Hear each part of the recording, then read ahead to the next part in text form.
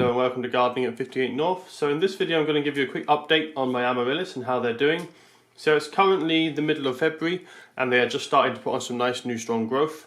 You can see it's all flowers, it tends to be for these two anyway. This one I'm still not sure, hopefully it's going to be a flower because normally Amaryllis flower after they've finished having their dormant phase.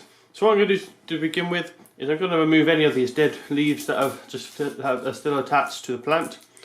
These are just from last season, they're no longer necessary and they're just taking up space and making it look a bit messy.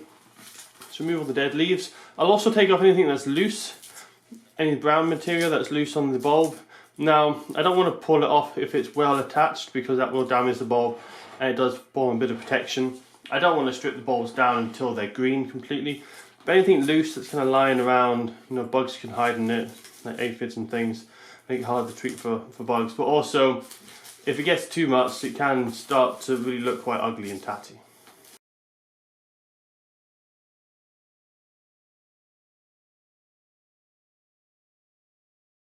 So that's all the loose material now removed. So anything that was kind of felt like it was stuck, I left. I've only taken stuff off that feels like it's pretty much going to fall off anyway. As I say, if you do try and rip stuff off and it's still attached, you can damage the existing live part of the bulb, and it does form a nice kind of protective barrier. So these are the three bulbs. I'm quite surprised that my new baby bulb is actually going to flower this year. You can see there, we've got a flower bud just coming on it now, just coming up. I don't think this will be having many flowers because it's quite a young bulb. This is the first time it's ever flowered. Now the flowers should be identical to the mother, which was this one here, which I think is just a plain red flower. So that's going to be quite interesting to see how that does. I probably only have one or two blooms on it and just one flower stalk, as the bulb is still quite small, but it is starting to push against the pot, so I'll probably need to repot this soon. It's starting to get quite a bit bigger than it was before, and you can see the way that it's pushing the soil out of the pot. That's definitely grown since I took it off its mother. This here is the mother plant.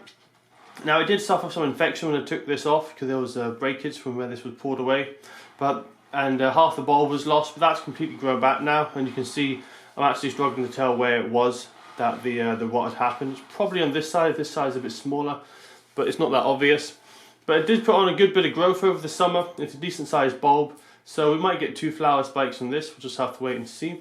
It's not an absolutely enormous bulb, but still a decent size. So, and this head looks quite big on this flower head, so I'm hoping to get a few blossoms on that.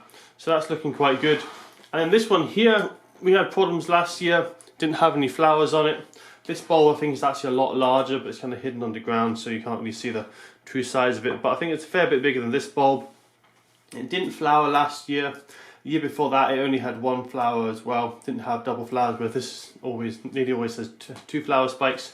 So there's a lot of energy in this bulb. It'll just be a shame though if it just goes into leaf again. That's what it did last spring. It started to grow again and just put on leaves, didn't flower, and then just died back normally and went dormant. So I'm going to keep this one a bit colder this time to make the dormant period more extreme for it. I was thinking maybe it wasn't a big enough change from its growing phase to its dormant phase, and so it wasn't too sure whether it should be flowering or not. So I'm keeping this dry at the moment, I'm not watering it at all, and I'm keeping it in quite a cool position so it really feels like it's in dormant phase. Now it does have a leaf starting to grow on it, so it looks like it's wanting to come out of dormancy.